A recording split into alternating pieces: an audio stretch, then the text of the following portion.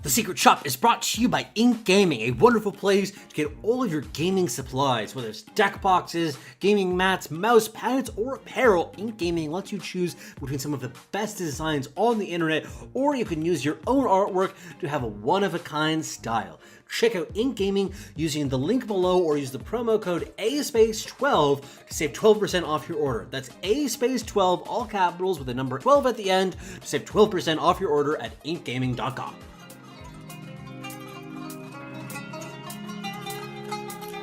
Greetings, my friend. Welcome to the Secret Shop.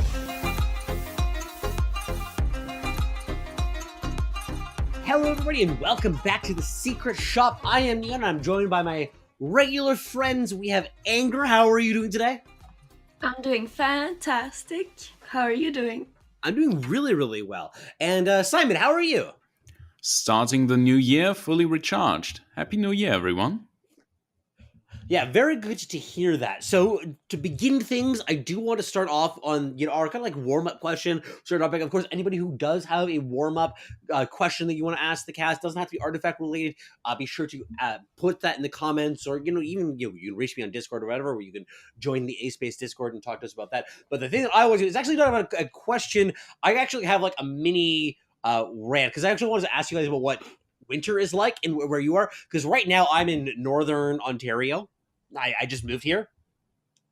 In case you guys didn't know, it just does not fuck around. Like, winter is like the real deal up here. The highlight of today is that I just like went out a couple hours ago, get some coffee, get some lunch, come back in, and then I had to go drop my wife off at work after she had her lunch. And in that time, there was like 5 to 10 centimeters of snow that built up on my car, just like out of nowhere, just a bunch, dumping snow everywhere. It just happens like no warning, and I kind of hate it. I do not enjoy this. It makes it impossible to do anything. But I get to be all comfy today and hang out on the internet and don't feel bad about it though. Right. Over here, we've had an extremely mild winter in Germany, and it has been very depressing because we like snow now and then. We don't really panic that much about it.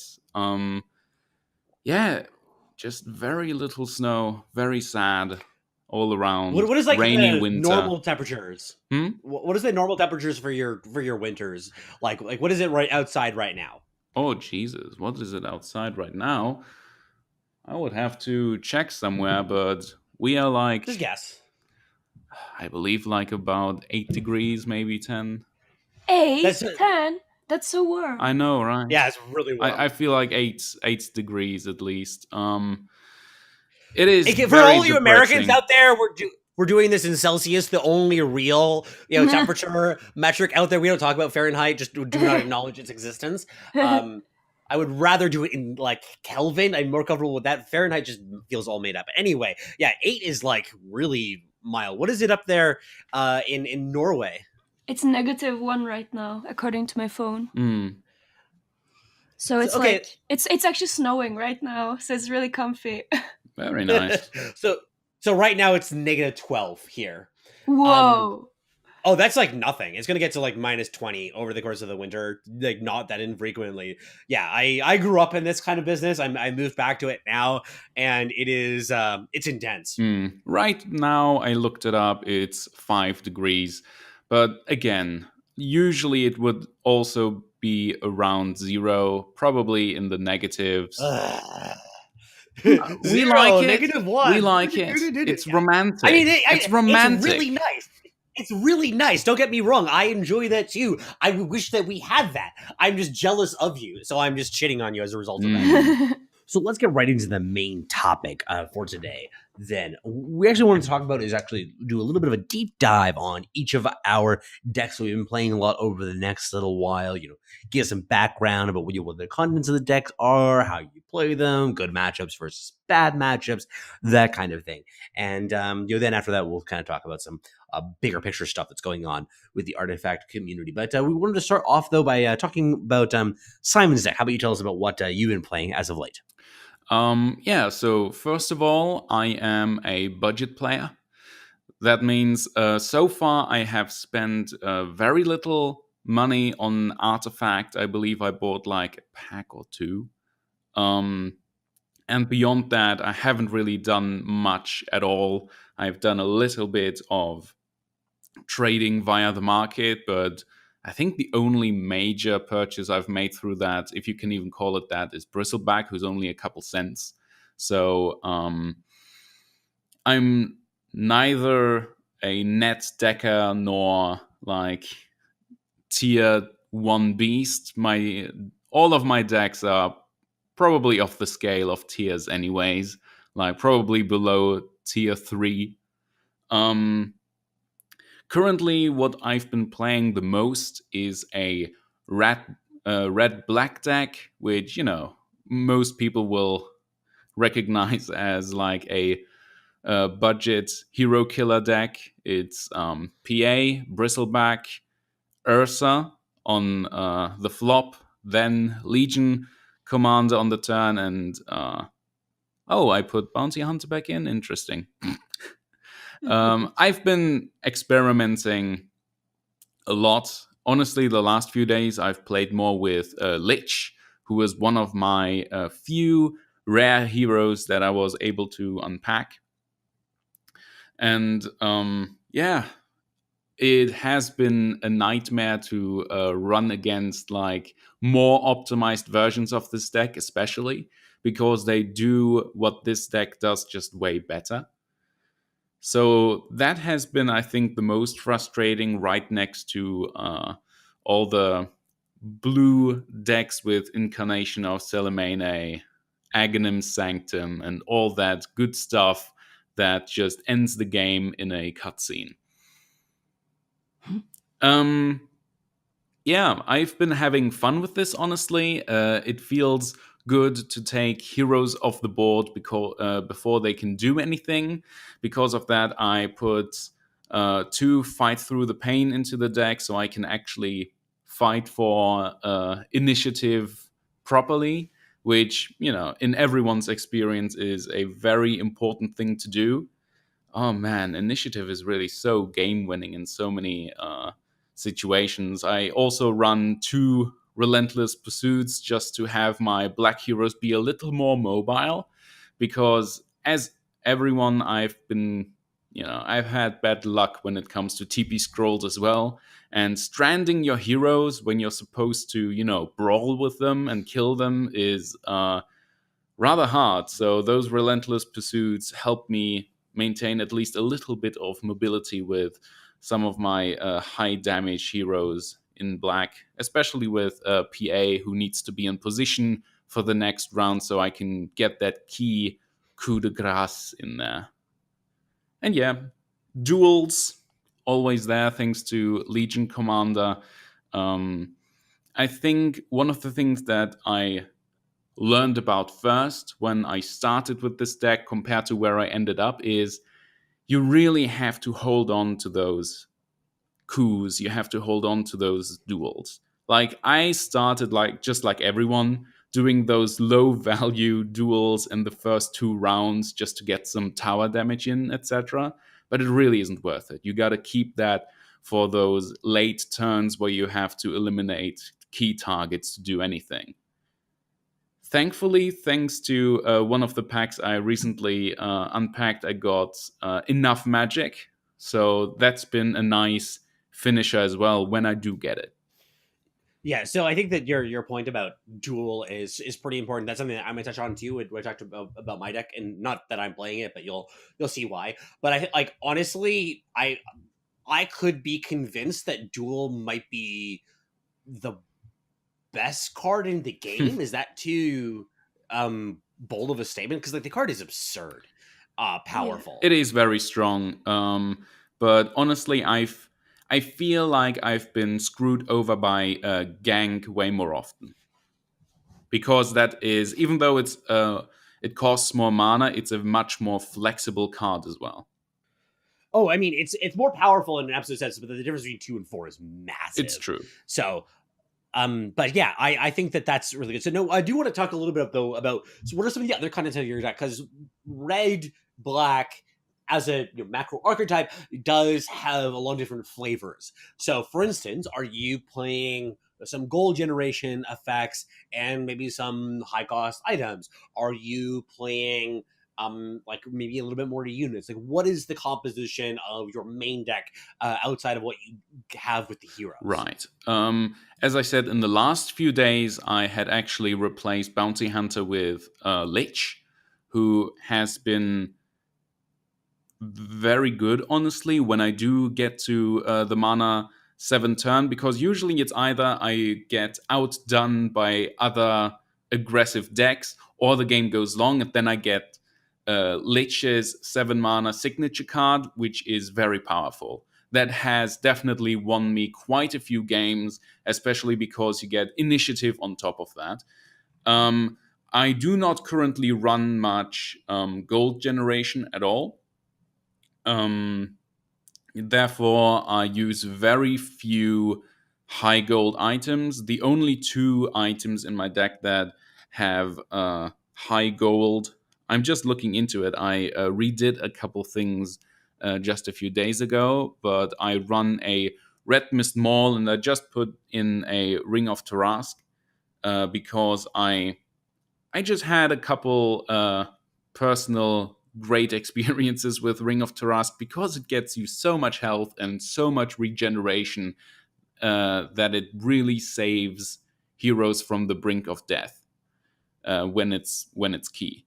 And the Red Mist Maul has definitely won me quite a few games. I must admit that in many games, especially zoo decks and token strategies, where the board is just getting filled up with many non-hero targets, and this deck really not being very creep heavy at all, I do get outdone a lot when it gets wide, so I do need a bit of siege. Otherwise, it's been very hard for me to break through things. I do run trebuchets and slay, but apart from that, I have very few ways to do direct tower damage. Thankfully, I do have a couple of Glody Bundles, and those are extremely high value. Yeah, I think that I'm actually, when you're noting this go wide strategies, I've been often surprised by how difficult it is for a lot of decks to combat it. Like, you really need blue in your deck to deal with a fully go wide board. It just doesn't feel like any other color combo really has the tools to address that. So I've been finding that very interesting. But okay, so with all of this, getting the sense that it's a fairly aggressive slanted deck for the most part. What would you say is like the pacing of the game in terms of how, like, when do you usually win the game, or like what's the point in the game you're like, oh, this is going too long, I don't think that I really have the chance? Honestly, I've been surprised, because in my mind this was supposed to be an aggressive deck, because red, black, hero killer, etc. But honestly, maybe it's just because I'm bad. But most games end around the mid range, and some go fairly long. Pure black decks have been beating me very swiftly when it comes to tower. I mean, that's their point, right? Tower damage as a pure black deck. But they've been beating me quite easily unless I've stalled them effectively early, for which I have to get the few creeps that I do run, like the Bronze Legionnaire and the Stonehole Elite, stuff like that. And I do run Smash Their Defenses, 2 of them. Which, oh man, the problem with that card is it's so situational in most cases. Like, when you do pull it and your opponent isn't running anything or not pulling anything, you don't get anything out of it, and it's pretty much 2 dead spots in your deck. But man, so many people do run it, and it is super key to get rid of those improvements. There's so many high value improvements out there that just steamroll. So I've been very grateful for Smash their defenses to be in my deck, especially for the cycling effect as well. Pulling an extra card for doing it has been very satisfying. Yeah, that's definitely a card that is, I think, always going to be a question about how many of them that you run in a lot of red decks, and it depends very much on what's popular in the metagame. Right now, there's a good number of Aghanim Sanctum decks that are around. There probably always will be. The card is very, very powerful. So when you run into that kind of card, especially when your opponent has planned their turn around, make play the Aghanim Sanctum, recharge your mana, and then you go on with things. If you're able to disrupt that, it's a really big swing in the game. Yeah. So, but when it's just rotting in your hand against something like a mono red deck, you just feel like an idiot. Yeah. There's 3 more cards I'd like to mention, at least. One of the few rare cards I have is Bring the Trap, and that has been instrumental in many victories. Even if it's aggressive or defensive, it's just a great card all around. That's why it's in so many high-tier decks as well. So it does elevate my shitty budget deck quite a bit. So I'm grateful that I pulled it. Another one, I just want to say that Visca's Nasal Goo is better than most people say. I'm sorry, I know you love shitting on the card Neon, but putting that on a squishy hero disables it for the rest of the game.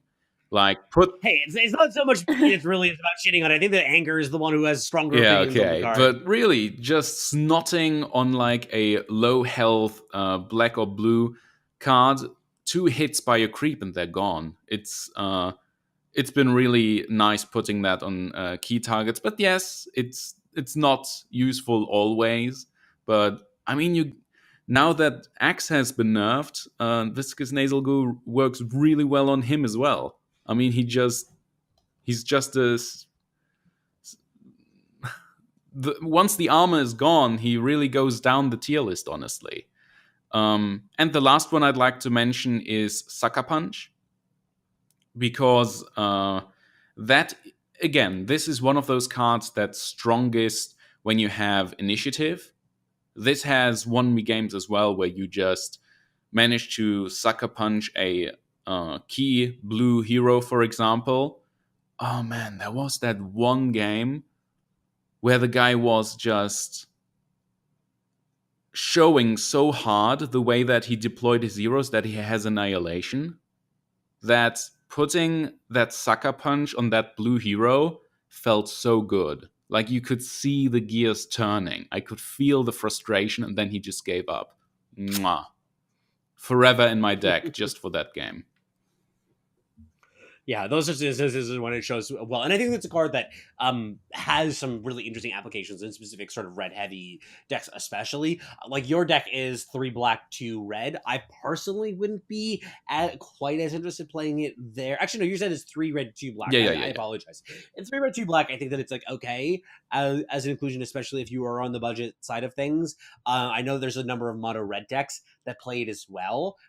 Because it is so good at actually capturing and using initiative effectively, which is something that red kind of struggles with in some of the time, or in terms of actually shutting down what your opponents can do, especially if they just have more health than what you can deal with. Part of this, which is part of the reason that Kana is so good, that you can't just be dueled down or whatever. Okay. So, did you have any questions about the deck Anger that came into your mind as you're hearing Simon talk about it? Well, one of the reasons why Nasal Goo is bad is because you would use it on a blue hero, right? But now, when somebody wants to annihilate or wants to do something with a blue hero, you don't really look at the stats because they die anyways. You just deploy them, you cast your shit, and then they die anyways. So it doesn't matter if they die in 1 hit or in 2 hits, really, because you want them to die, kind of, so you can redeploy them. That is why Bristleback is a noob trap. Thankfully, in my shit tier of players, people do still focus too much on saving their heroes. So it's pretty nice to see that people are overcommitting to save even their blue heroes, and that's what wins me games. Bad players win me games. That's how it works. Well, I think that also the nasal goo, like ultimately at the end of the day, I don't think that the card is great. It's fine, but for instance, in the situation that Angler's talking about, for annihilation, it doesn't matter. But something like at any cost, it does matter a lot, because if you get the nasal goo on either an ochre magi or a Luna, now it dies to your own at any cost, assuming they don't have any equipment on the hero. Now, obviously, there's a lot of other stuff going on, and that isn't the only reason to play the card. I think that you're, at the end of the day, you're playing Bristleback because he's an 8/12, right? If only there was an item that purged off effects like that. Yeah, if only. One of the many reasons that Jasper Daggers is fucked up. Card is very, very good. So, yeah, that is a good thing to keep in mind, though, that if you are getting frustrated by negative armor effects, to maybe up the number of Jasper Daggers if you're not playing a number of them already. Any other comments that you had about the deck before moving on to talk about what you're up to, Anger? No. Just only words of pity. I'm sorry. I didn't get the game for free. See, the thing is, like, for me, is like I just have no patience for not buying up everything and being able to actually have the freedom to play with it. I mean, I totally respect a bunch of players. You're allowed to do it. There's nothing wrong with it. No shame. I just personally, I just feel so uncomfortable and so like shackled by it. So that's part of the reason why I am just a whale and buy up everything myself. But anyway, Anger, what deck did you want to talk to us about today? What is one that you feel like you have some expertise in? Yesterday I tried out for the first time my jungle deck. Okay, your jungle deck. What exactly is that? So the first version of it was 4 red, 1 black. And the black one was Bloodseeker, because if you've played Dota, you know that Bloodseeker is a really good jungle hero. Oh, yeah. Okay, sure. And then he also had, I can't remember what black cards I had in my deck, but there were some cards that helped jungling. I will come back to what jungling means. Okay, yeah, I'm following. But then the second version, which I think is much better, is red-blue, where there's 4 red and then 1 Meepo. And I'll also come back to why there's Meepo. Okay. Oh yeah, okay. I'm excited for this. And before I talk about the deck, I just like to say that my win rate was really fucking high yesterday. I only lost 2 games, and both of those were versus mono black. Any other color than mono black, I always won. Okay. Oh wow. Okay, so the point of a jungle deck. Sick brags, I like it.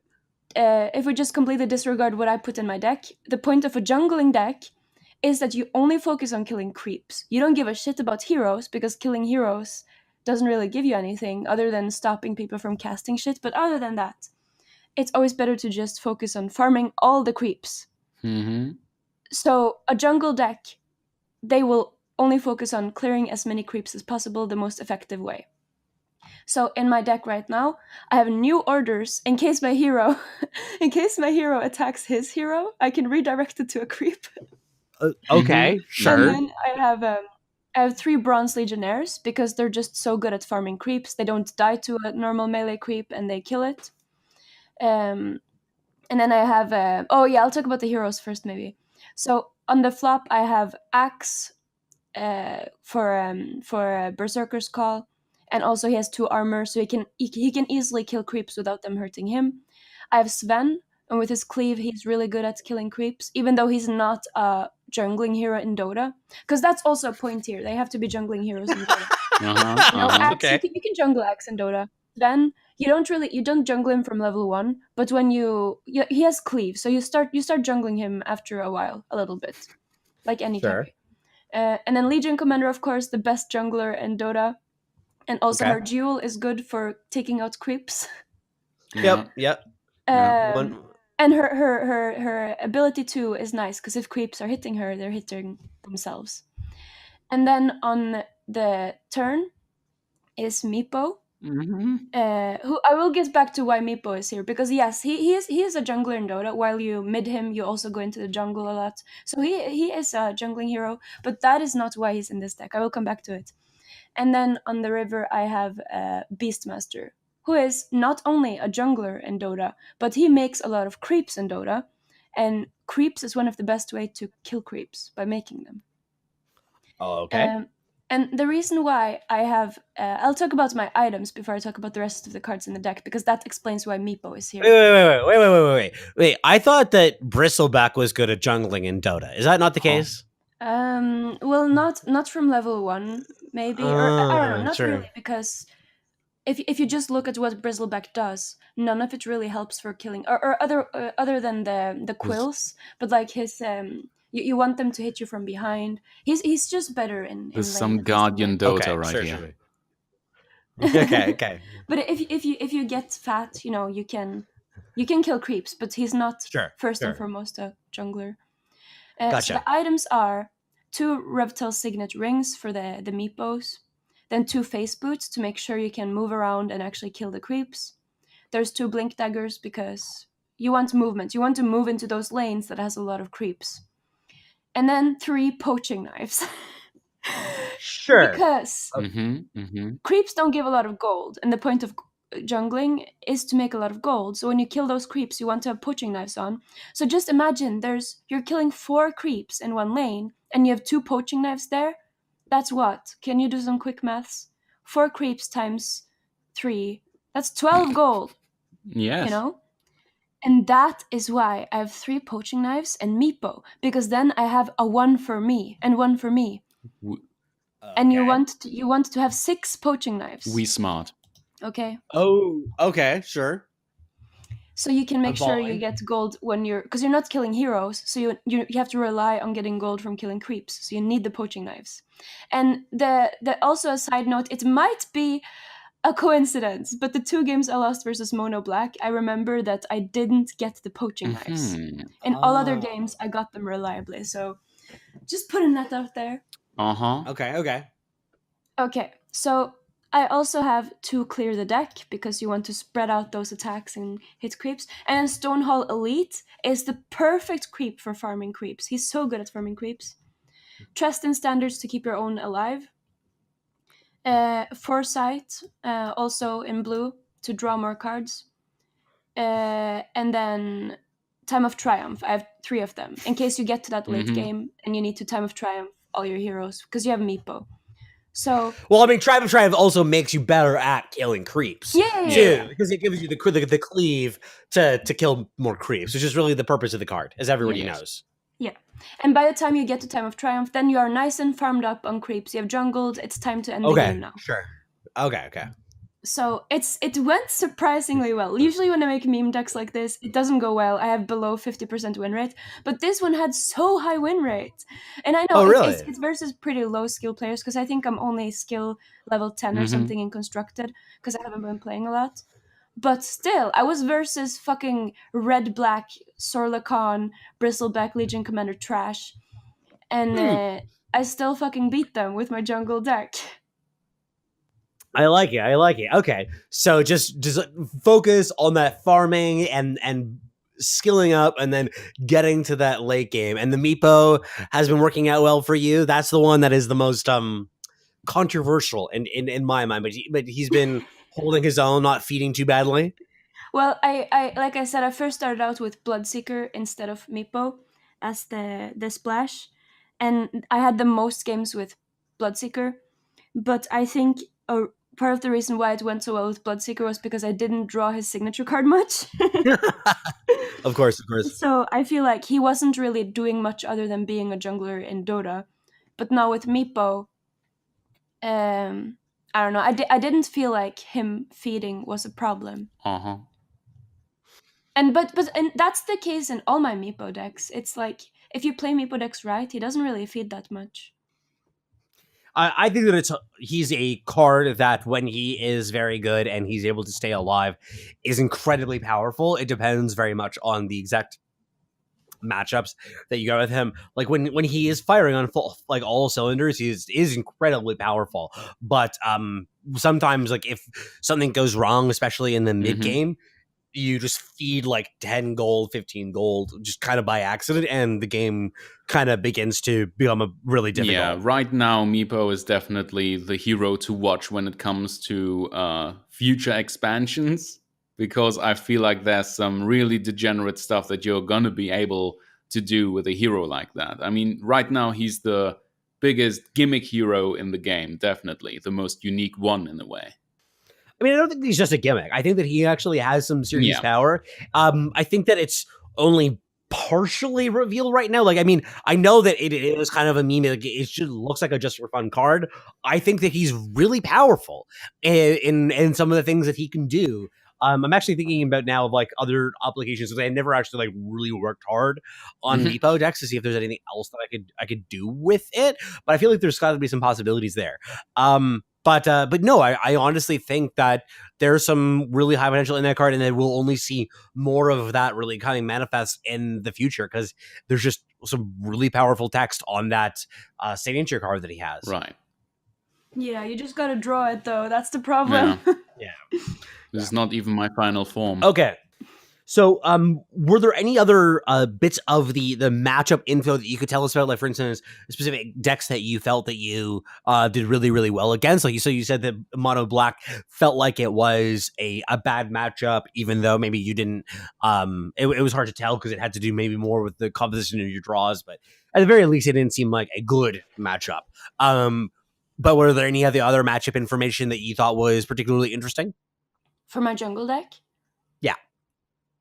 Well, the only color I struggled with was mono black. Other than that, I felt pretty, like, I didn't feel like I was super losing at any time. Like at some sometimes, like, it was a bit even, but then when you have all those poaching knives and you're farming so much, and you get more poaching knives, and Right.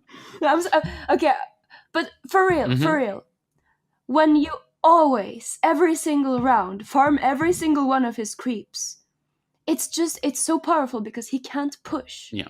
He can't push. Yeah, so the actual power of your deck is in thinning out the lanes, basically, and just going straight for tower. Yeah. And like, for example, red green, red black, they're just so easily stopped. I don't know. I've thought about it a little bit, and I don't know why mono black was so hard to deal with. And I didn't actually try a game versus mono blue. That's what I also remembered. I didn't try versus mono blue. I think it would probably I would probably lose to mono blue, but I think it would do pretty nice if I could position my heroes correctly to kill those dimensional portal creeps. But I don't know.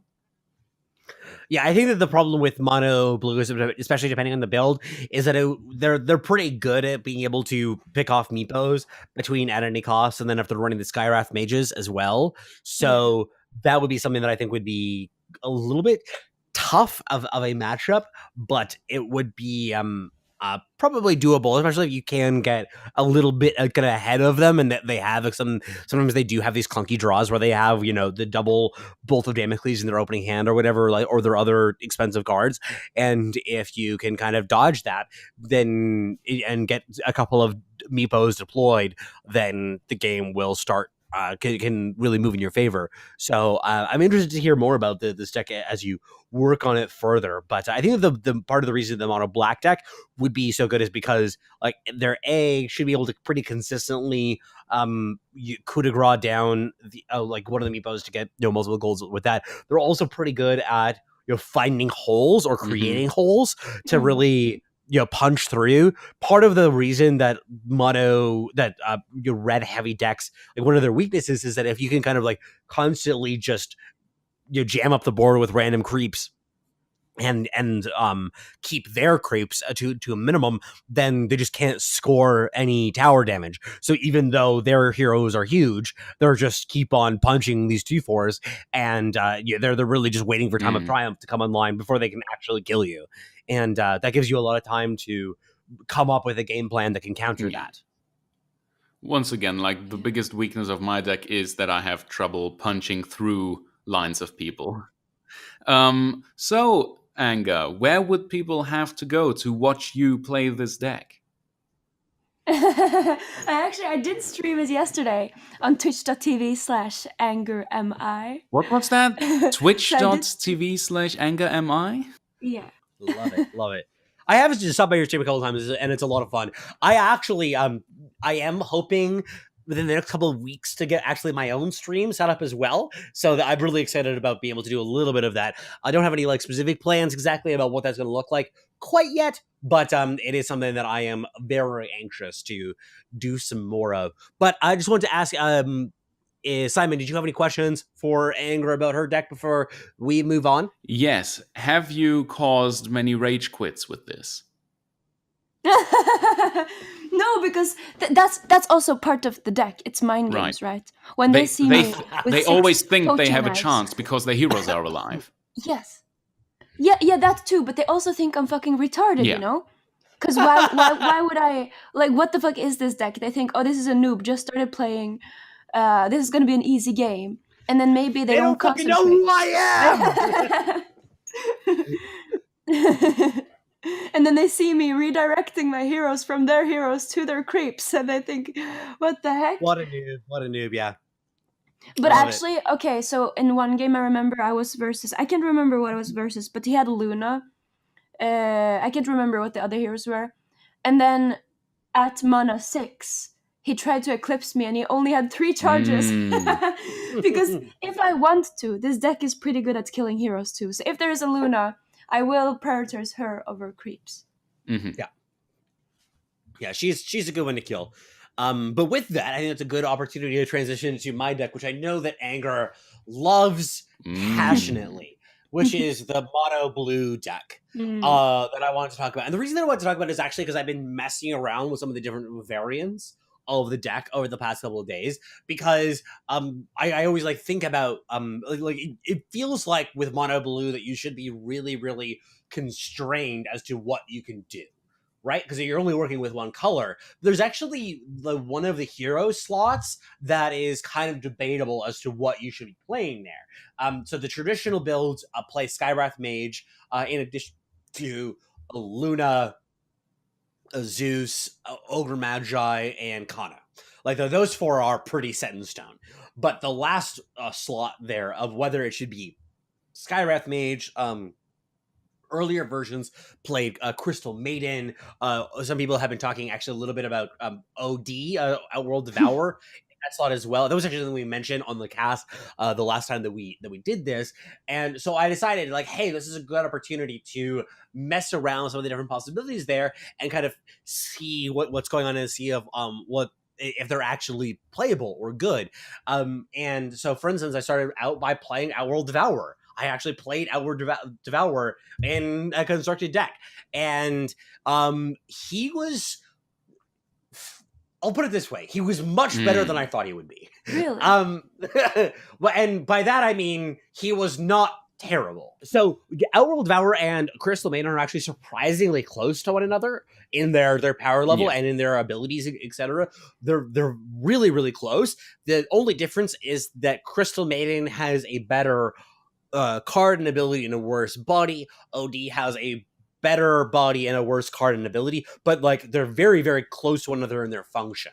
So for instance, Astral Imprisonment honestly is a really solid card to use in this mono blue deck, because sometimes like you just want to shut off your opponent's ability to do whatever. Like you want to stop them from playing coup de grace. You want to stop them from playing Annihilation. And you just have a very clean point and click to do that, and you have enough tools in the rest of your deck to actually kill the heroes most of the time that you don't actually need to kill them necessarily. So that is a surprisingly useful tool to have access to. The fact that OT's ability to get them the extra mana works on all blue cards is really useful. It just is difficult because it's inconsistent. So it's hard to plan around it. and which is a really important element of Crystal Maiden's ability, because you can know that you can sequence your things in such a way. It's like, okay, well, first I, whatever it is, I play Thunder God's Wrath, and then Cunning Plan, or I don't know, whatever it is that you're doing with that. So having that planning ability is so useful for that type of a passive. So the fact that Outworld Devourer has that inconsistency is a really big problem. But if you can get him into the same lane as a Ogre Magi, and you can kind of just go off a little bit in the best case scenarios. Ultimately, I actually kind of felt that both heroes are just slightly worse than Skywrath Mage, all things considered. Skywrath, like, having just a point and click removal spell, having an extra one of those, that's pretty consistent. I feel it's just so useful. The Mystic, not the Mystic Flare. What's his one? A concussive shot, the one that gives the minus armor, like his ability. That's also kind of pretty useful too. So I don't know. I honestly think that they're much closer than what people might think. I think that Outworld Devourer, if you actually play it, just take a normal version of the deck. Actually, make sure that you're playing 3 copies of the at any cost. I think that's a particularly good combo with the Outworld Devourer versions of the deck. If you play it, you actually might be impressed by how good Outworld Devourer is in that situation, because he's not just absolute shit, but he's still like not amazing. But I mean, what can you really expect from your 5 position in a mono blue deck? So yeah. A lot of pros and casters have mentioned that they were thinking of putting OD into their decks, but the problem is that the same patch that buffed him was also the patch that introduced Jasper Daggers. Jasper Daggers, I have been blown out once or twice by that card. I do the Astral Imprisonment, and then I get Jasper Daggered in response. I mean, it happens, and at the very least, you kind of force them to do that. Like, if they don't have the Jasper Daggers, then they can sometimes just be fucked. Yeah, just works once. Yeah, so and sometimes that, like, it means that they don't have the Jasper Daggers to use somewhere else if that's relevant. So I think that it's kind of fine as a like, knowing that that's in the format. You just hope that you're not playing into the Jasper Daggers, really directly in the situations. Also, people can often play Jasper Daggers kind of wrong. They'll just be like, okay, let's just jam this for 2 extra damage when they're against an OD, and then they lose as a result of that. So I mean, like, I'm really not saying that the card is good. Like, that's just not really what I'm saying. But I also don't really think that Skywrath Mage is good in the deck exactly. They're all underwhelming and problematic, and they kind of just do their each individual things. I actually think that if you were in a metagame where you were seeing a lot of mono red specifically, having access to either Crystal Maiden or OD would be better than Skywrath Mage, because they're good at this, locking down a single target for a single turn and stopping damage coming in. Because, like, doing something like Frostbite on a Bristleback or an Axe or a Legion Commander is a really useful way to not die. So I think that it's something to keep in mind as a way to take the deck, though it still has problems that I'm fully aware of. But outside of that, I think that people are generally familiar with the mono blue decks. So I'm not going to say everything about it. You stall a lot, you draw a lot of cards, you kill some shit. How many cards do you have in your deck? I'm sitting currently, I think, at 41 or 42. I'm not all the way up to the 44 card version that Sim advocates, because he's a maniac. I actually haven't tried that version. I need to actually see if he's like a evil genius for coming up with that. Which is entirely possible. Like, I mean, I don't know. It's a hard deck to get like all of the intricacies down of it, because you want to see, like, you cycle through a lot of cards, so you see like a large percentage of your deck sometimes. I don't know, and like all the cards do really, really similar things. So it kind of blends together. So, like, for instance, the difference between whatever it is, 3 versus 2 copies of Arcane Assault, 1 versus 2 copies of Diabolic Revelation. I just find them all really similar. The one that I am just very, very passionate about is 2 copies of Bolt of Damocles. Yeah. Some people are only playing. Some people are only playing one, and I think that's just wrong. I just think that you really struggle to finish the game sometimes with that because it is really common that you need to get one copy of this card to finish the game, and you need that on turn 10 a lot of the times in order to kill tower 1, kill lane 1 before you die in lane 2. Yeah, mono blue, super high skill. Yeah, both Yeah, of them. super high It skill. is. I It is a I don't hard deck have to to. play. Yeah, you have Oh, to. No, mana honestly, becomes completely. you have to survive until round 10 to actually use it, and Yeah. with mono blue, that takes skill. You guys are trashing on my deck. The deck is actually difficult to play. Thank you very much. No, I think that it's a weird deck. Have you guys actually Anger, I guess you would have the cards for it. Have you actually tried playing it? I think I tried 1 or 2 times, but my problem with mono blue is that the games go so long, and They I do. don't They have do. the They're very long. patience for it. I would love to play mono blue if the games didn't last until round fucking 17. Okay, I don't have the patience for it. But I'm Mm. like I talk shit about it, and I actually think it's probably one of the best decks right now, but I don't want to play it, and I don't want to play versus it. Not because I'm afraid of it or because I don't know how to play it, but I just don't have the patience for it. Yeah, Yeah, it's just annoying. I can totally understand that position. It is a slow deck, and sometimes, and I also think that you get into these game positions where if the blue player really takes control of the game, they can just kind of like lock you out of doing anything for like 2 full turn cycles, and Mm. that doesn't feel good. Like they just, whatever it is, Thunder God's Wrath, kill all of your team with initiative. Then when your stuff comes back in, they have initiative again and they annihilate you, or they just bolt of Damocles to end the game. Like those kind of play sequences, I think are really frustrating. But it's kind of just what the deck does, and it's how you're supposed to play it. So I don't blame anybody who doesn't like that. One thing I do want to note though is on this like Outworld of Hour, Crystal Maiden thing, and talking about this Bolt of Damocles, the difference that they refresh mana versus giving you extra mana is so important.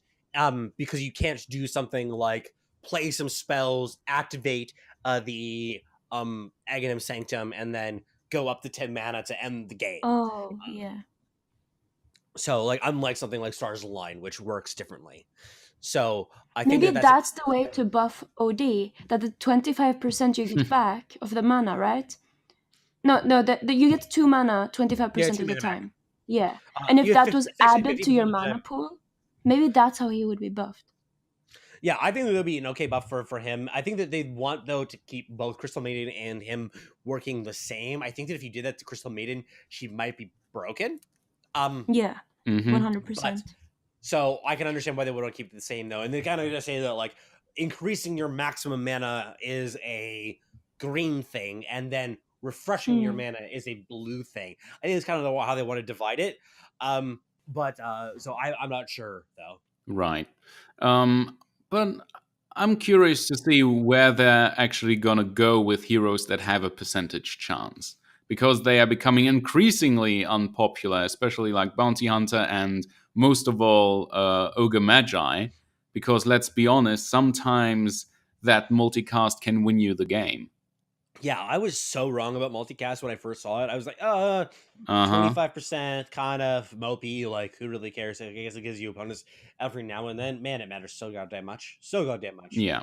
And it's not even about those crazy videos we see where somebody gets like 4 multicasts in a row. It's not even about that. It's just about that one single multicast of Thunder God's Wrath or even Bold, where it's like, oh, I guess the game's over now. I expected this to last another 3-4 rounds, but I guess it's over. Cool. Multicast. I'm just thinking now, I wonder if Mono Blue should play Lightning Strike. It seems useful, because it allows you to take a tower a little bit easier than relying just on Bolt of Damocles. Like, I don't think that you can cut the bolts entirely, but maybe you can, because especially if you can set it up in a lane with Ogre Magi when somebody doesn't expect it, that might be interesting, especially if you are playing something like OD in the deck that you can kind of just go off with it, although like, that's obviously very low probability to actually work. I don't know, just an interesting thought because I know that there are sometimes that the getting those last couple points in is really hard, and especially since you want to get it to 20 is such an important number. That getting Hmm. like what if you once you've played a lightning strike, that's whatever it is. Um, feels like a lot of the percentage of the way there, like a third of the way there, basically. Yeah. I've been experimenting with blue green for the first time in Constructed now because I finally unpacked like Venno and Prelex, which aren't even that. Prelex. She's the inferior sister. That's just what it is. Um, but at least that enabled me to try Sister out a. Simon. Oh yeah, you know what I mean, Mom. Family like Um, That's my theory. I know. that. Oh, here we go. No. It's the mom. But that's just what the life of a budget player is. You try to make the best deck you can with the cards you have access to, and you have so many great ideas, but just not the cards to do it. And then now that you can actually win a couple packs, you unpack something, and finally you're like, wow, I can actually maybe play blue or green now. Maybe I can try something out. So that's still a super early work in progress because once again, that's another struggle of a budget player. You don't really want, because you can't, you don't want to net deck because you can't complete those decks anyways. But you still want your decks to be good. So there's always the eternal struggle of how do I make this better versus, but I don't want to play the popular cards though. Have you played the Call to Arms event? Not that much. I have run 2 gauntlets, I believe, with 2 different decks.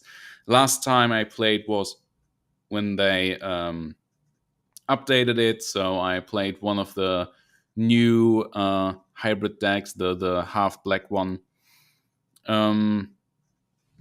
That was fun, I guess, but once again, lots of green machine on the way. And let's just say there's even less surprises there because that mode has its own meta. And I find that a little less enjoyable. At least I'm still in the dumpster MMR where people still try things out. Now and then you run into like one of those filthy mono blue players, those incarnation of Shahmoney players. Oh my god, when you find someone who's still like level 1 and he has Axe and Drow and Time of Triumph, you're like, god damn it. Hey man, That's just how don't it hate is. the players, hate the game, as they say. Right. It's just that you and I are playing very different games, Neon. That's just the truth of how the game works currently. Yeah, I mean, I don't know. I think that I just don't enjoy playing with bad cards. Is the end of the Nobody does. I don't know. Then just stop. Pay the money. I don't know. I know that everybody can do that. It's not that simple. But I guess that's just my own bias in these things. Again, I'm happy with what the game is, but I'm also looking forward to see what Valve does with it. Like I actually also believed in the original vision of the game as well, but I'm curious to see what the future holds.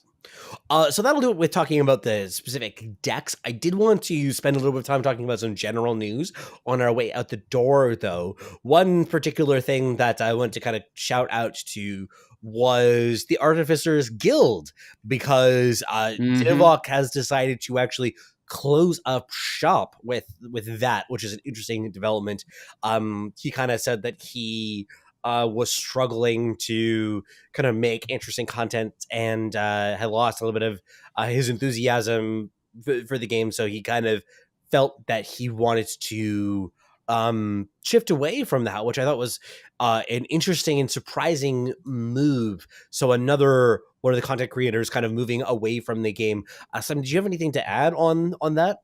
Yeah, of course. I mean, I've worked with him a lot in the past. I've been shilling the channel ever since I got on here. I've made several videos for the channel, etc. I've at least for a couple of games, I've been a caster for the Artifact Open Circuit, which is still a thing and going on. So that's definitely a thing I can still promote. Still going on every day. The Artificers Guild is closing down for now. Perhaps it will, reopen its doors when days are brighter and Divok is feeling more excited about the game again. It's not like I've talked to him, and I'm sure he wouldn't mind if I shared a couple things. It's not like he has lost all love for the game, and he still is going to make Artifact content, even for his new channel, which is Project 65 on YouTube. It's just that he's had several channels, and he is now finally trying to bring all of his passions together into one channel. That's basically the number one reason for doing this. Like, his new channel already has one of our most popular videos on there, which is the 60-second guide to Artifact. He's certainly not given up on the game or anything. He just wants to have all of his things in one place, and maybe one day the Artificers Guild will pop up in your notifications once more, so smash that bell. One last time, no. Yeah. But until then, join the AOC, maybe check out his channel. I'm here to stay, and once it's spring, I'll go back to creating some more stuff as well. On me own. Man, rest in peace, the old gang. What? Now, because when's the last time Dabacab made a video? Has he said anything? Is he also out? It's been about a month. Yeah, about a month, I think, since he's made anything. I haven't talked to him personally, but I think that it's pretty clear that he's moved on. He was one of the first ones who I think kind of saw the troubles of Artifact as it was really launching, and kind of said, this isn't worth my time. Yeah, and he's a busy guy. He's got a bunch of other channels that he's working on too. Yeah. So it doesn't surprise me that he said, I don't really feel like I need to invest a lot. Because, I mean, I think that for me, for instance, and I'll speak for myself on this, but I kind of see this as like we're going through a rough time. I think that there's a good chance that we can have brighter days ahead, because I think there's a lot of potential in the game engine itself, and that Valve has the resources to kind of continue to tinker things and build things until the game gets to where it needs to be. I also think that people kind of like underestimate right now there is if you look at the Steam charts, that Artifact is peaking around 5,000 to 6,000 players per day at the tops roughly.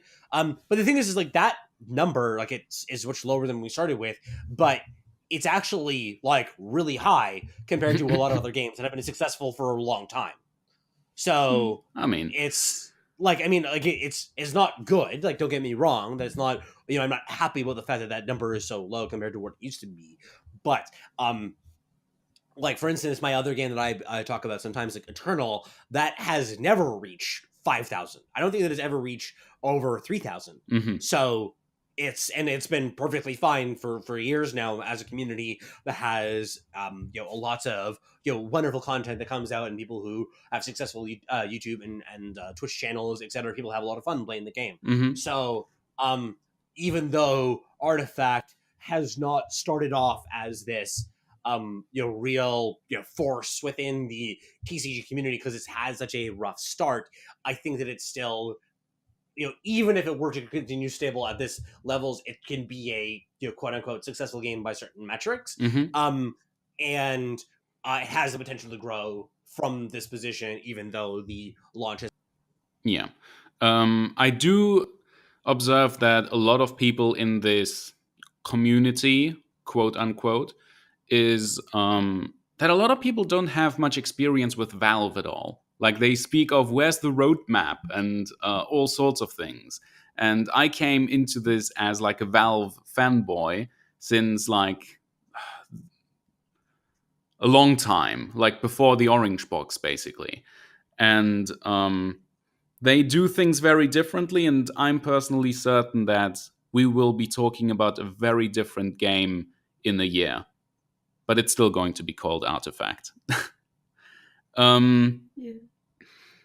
And there was recently, I don't know if you caught that, but one of the developers of Artifact was opening up a little on Twitter due to another programmer from another company asking a few questions. And he did stay very vague, etc. But one of the things that came out is basically, oh yeah, we're definitely rethinking a lot of things, and there's a lot of good ideas in the office. And then he basically shut down and said, just so you guys know, I've been told not to say anything anymore. Yeah. Anger, do you have anything to add on all of this? Because I know that there's the general question of the health of Artifact is kind of something that's been in the air generally. So I was interested if you had anything to add on it. Well, I think that... Okay, first of all, I think that people who complain about there's not many people playing the game, dead game and all that, and complaining about how the player numbers, why are they busy complaining about instead of actually playing the game? If you want to play the game, play the game. If you don't want to, don't play the game. Why are you basing your own playing on whether or not other people are playing? If you don't like the game, give me a better argument than just nobody's playing it. Yeah. Well, why? What do you think? For me, I think it's the imps. What do you think? Yeah. But on the other hand, I don't think it's going that bad. Like, yeah, the player numbers are low, but it's a card game. It's the first fucking set, and it's Valve. And we know, like Simon said, from history, they build up games over time. If you look at CS:GO and Dota, like, it all had a rough start. And on top of that, this is a card game, so it will not only be built up slowly over time by Valve, but also with new expansions. And as a content creator, it's a little bit scummy to say, but as a content creator, it's actually better for us that it's not going so well, because then it's harder for everyone. So it's easier for small people to get a chance versus the big boys if the game is not going well. If the game was going well, all the biggest boys would have a much easier time snuffing out the small ones. Let's just Crip and stuff each and whoever would just kind of come in and muscle us all out. And I think that that is something that is like it's something that's not lost on me, honestly. And it's something that I, on the one hand, I kind of want my content to be successful. On the other hand, I want the game to be successful, and I want good content to be out there. So it is something that I like when you're saying that, I kind of see that as being a silver lining to a problematic situation. What I would honestly rather, obviously, as the ideal situation is, hey, the game takes off and then a bunch of people discover my content and my content takes off and then I make $1 bajillion and that'd be wonderful. Yeah. I mean, obviously though, that's just a kind of miracle pipe dream kind of thing. And I kind of always knew that one way or another, things would be difficult and require a lot of work, especially if I in any way wanted to monetize this in a serious capacity. Yeah. I gotta say though, again, I hope this doesn't come off as just, these salty creators, etc. But the Artifact community thus far has been one of the most opposed to content creation itself I've ever seen, honestly. I'm seeing a lot of creatives being driven away from the very get-go. Like, there's people actively downvoting content, even good stuff. Like, here's the thing. Currently, only shitposts reach the top, etc. And that's its own meta game. I understand that. But there's a lot of people who are genuinely putting a lot of effort into their content, and they're sitting around 0 to 5 karma and are forgotten very easily. And there's always this idea that, they're just here for the money. And it's like, what money? What audience? Like, the people who are still creating content are the people who really still believe in the game, who are having fun with it as gamers themselves. Like, those people should be getting support, so I don't understand. And this is part of the reason that, like, for me, I've just kind of decided to not engage much with the Reddit anymore, because I kind of saying, like, okay, well, obviously I would like to have a broader audience. Every now and then I will post something on the Reddit if I think that it's particularly good. Is content that I put a lot of effort into. But like for instance with the podcast now, like I rarely post it on the Reddit because it usually just gets downloaded to whatever, and it's kind of like I just don't need that negativity in my life. Mm-hmm. And I think that Mogwai was one of the ones who specifically highlighted that he was hemming and hawing on what exactly to do, but one of the points that seemed to kind of push him over the edge of saying that he was not going to invest as much time in Artifact, despite the fact that he liked the game a lot, was because he was having a shitty time dealing with the community. Mm-hmm. So, which a lot of people are overlooking.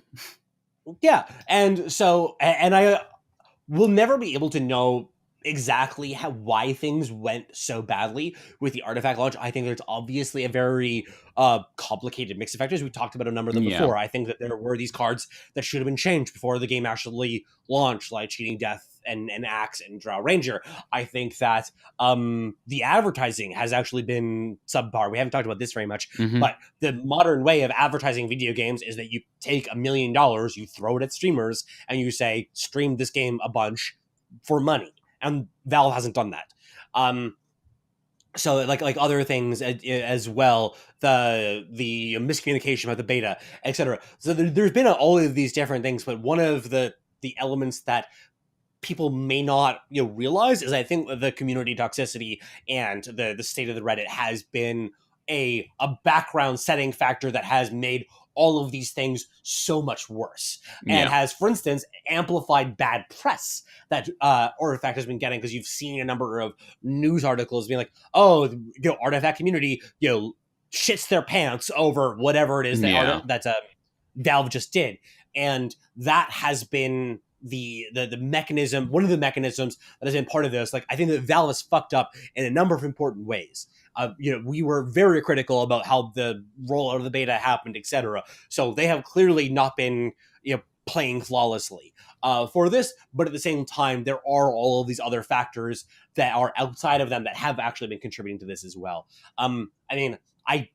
It's easy to kind of just shit on the community for this, and as well, and I always want to think back to my own play and my own behavior in whatever ways I can for this as well. And I just ultimately say to focus on like, okay, I'll just try and make good content and do good podcasts and make good videos and have a good time. And want to start the streaming, etc. Even though the game is not at the healthiest state it's ever been, I still want to do some streaming for it because I just want to see what that's like. But I don't know. We'll have to see how things go in the future. Definitely not going to resolve this here. But yeah, that's kind of all I had to say for now. And hopefully we get some more patches over the next couple of weeks. I wouldn't be surprised if we see another one this month to maybe add a little bit more flavor to the ranking system, for instance. I know a lot of people have mentioned that as one thing that we'd like to see a little bit more of. And maybe early February, we hear some information about what will be happening with the next set, which I think would also help rejuvenate some interest in the game. And I mean, there's still Dota 2, which is connected, etc. And there is supposed to be a big patch coming out with a new hero. So far, it's supposed to be Mars. I'm still calling it's going to be Solar Khan. You're all going to be bamboozled. You're all going to be bamboozled. It's going to be Solar Khan, big crossover, minds blown. There you go. Look forward to it. Okay. So anything else that we want to talk about today before we head out? Anger, what about you? Nah. Yeah, good. I just, I still love this game, and I don't care that the numbers are low, and I believe in the game's future. Unironically, like, I'm not just saying that. I honestly believe that. Yeah, me too. And I also think that you were the first person who just said to me, just log off Reddit. Yeah. Just don't go there anymore. It'll help your sanity. And you were just so right. I just stopped going and I felt better and I started enjoying the game more. So just log off Reddit. Just don't do it. It'll be better for your mental health and enjoyment of the game. But Simon, I know that you can't help yourself. You'll still go there. Yeah. Anything else you want to say about yourself before we head out? Yeah, I'm struggling to stay hydrated because of all the salt. I mean, I admit that in part I'm part of the problem because I have been injecting a bit of salt on Reddit as well. I really cannot help myself currently because Just log off. because I love the game, and Yeah. it's hard to love something that everybody hates. That's what my mom used to say about me. Yeah, it's.